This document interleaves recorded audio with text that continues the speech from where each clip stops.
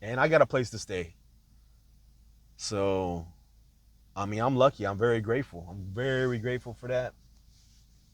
Because if not, I'd have to find a roommate. And I tell you about like some of my friends, man, like they a little crazy. And when it comes to like at our age too, like no one wants to have like the older you get, the less. Oh wait, did I tell you about like the roommate? Oh man, I probably like went off on a tangent. That one roommate I had, he was hiding our bills. Yeah, he got jealous. Okay, man, my bad, man, my bad. He started getting jealous of us because we all found jobs. He only found a part-time job. Everyone else had found a full-time job. So I got the room he wanted because I had my first month's down deposit, the rent, whatever. He didn't have none of that. Someone had to, other friend had to front him, so he got the small room. Became jealous of us. He started hiding the bills. He started hiding the power bill, the electric bill, which was in his name, so that was dumb. And so then he started hide. Then one day after like we were there for months, one day he even like broke into our house, called the cops, stole some of our stuff, like my shoes. I had like a Nintendo 64. Guess he pawned all that stuff. He pawned like he stole people's stuff and then called the cops, made it look like it was someone else, but man, it was him.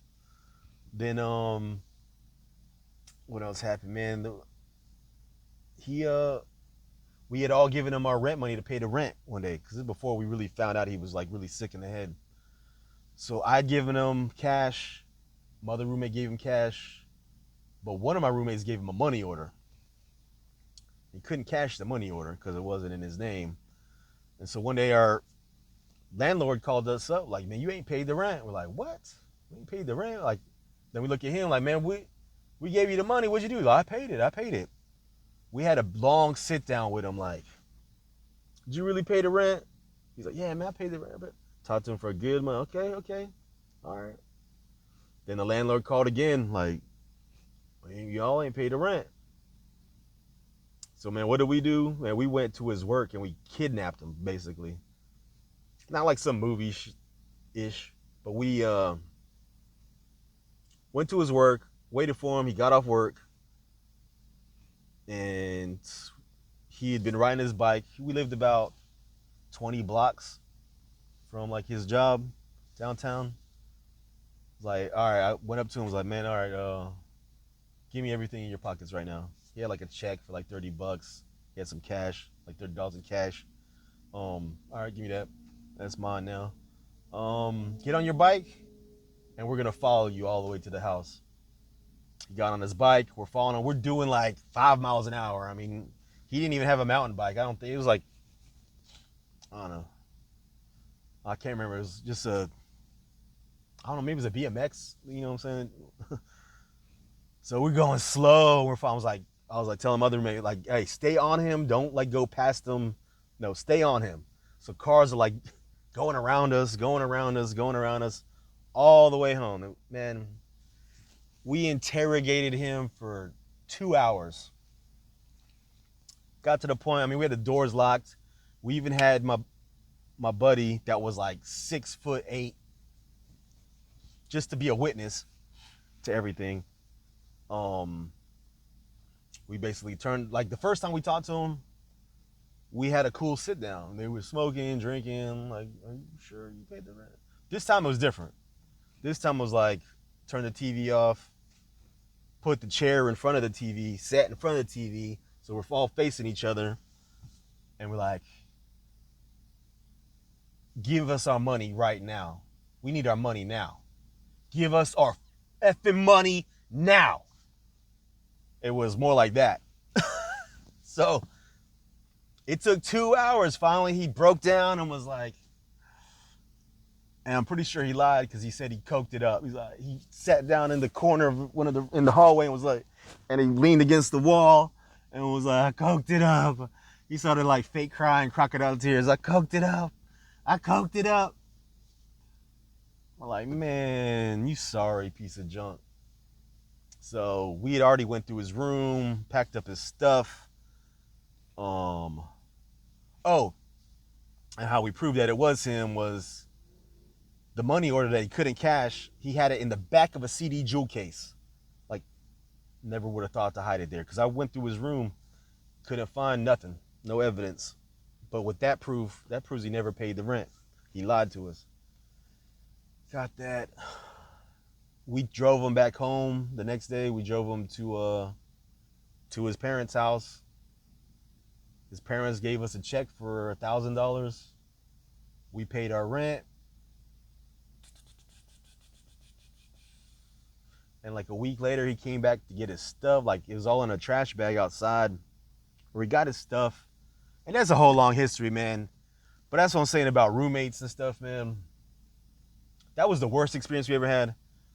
Later on, I lived with my buddy. We had it was a lot better than that. Like, the other roommates I've had were a lot better, except for when I lived in the crack house. When I was living on my own, I lived with the duplex, and those are roommates that I did not know, and it was in the hood, and they were crackheads. That's a whole other story. From what it was like, gang activity outside, people shooting at each other outside, like every day. Come home, there's 10 people. They don't even live at my house, just hanging out on my porch. Man, I'd try to get home before it got dark or by 10 o'clock,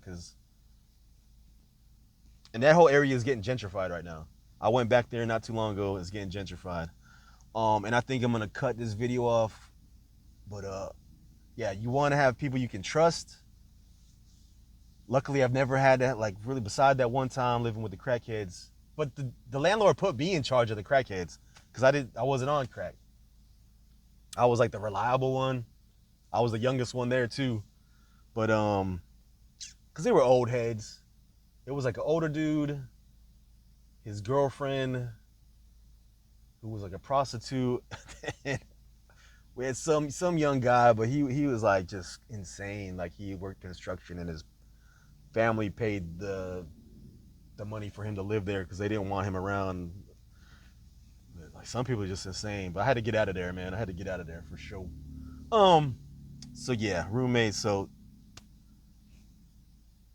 I don't know, man. If you get married for the right reasons. But I think even nowadays, if you got like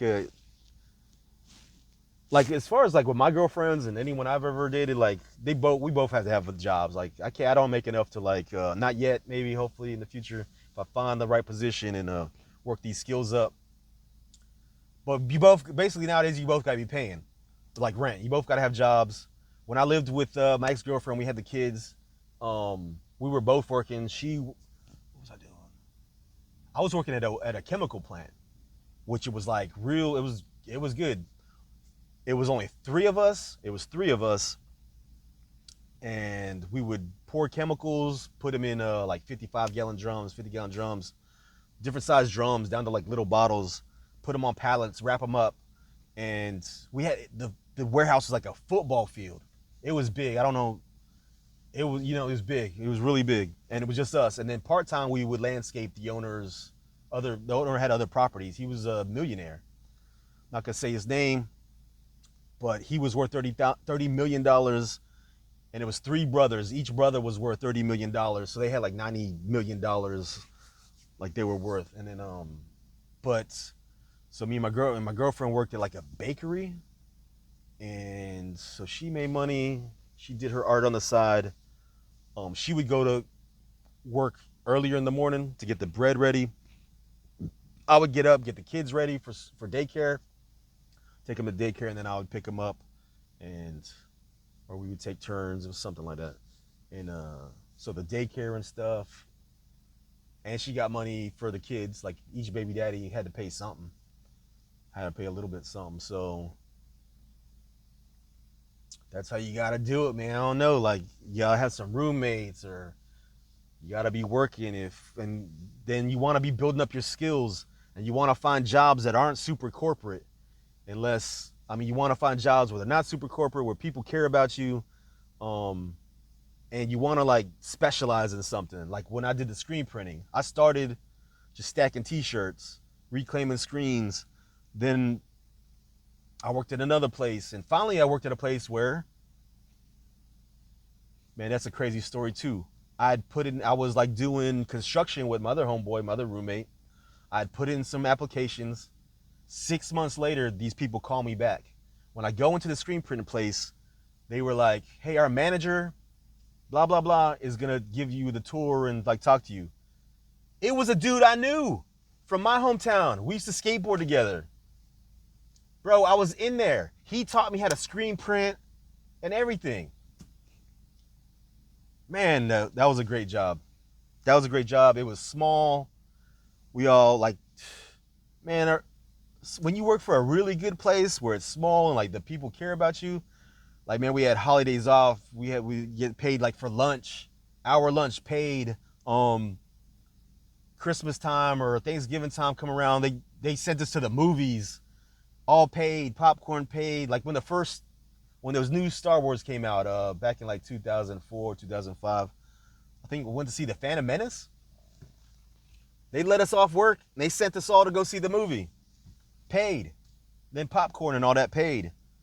Christmas time come around, bonuses, pizza party, or something like that. You know what I'm saying? Like, and then, so yeah, that's my take, my opinion, when it comes to like corporate jobs, like where it's big and you got hundreds of employees. They're gonna care less about people. It's harder to manage. But when it's a smaller place and you're specialized in something, at the end of the day, I kind of capped out because I moved.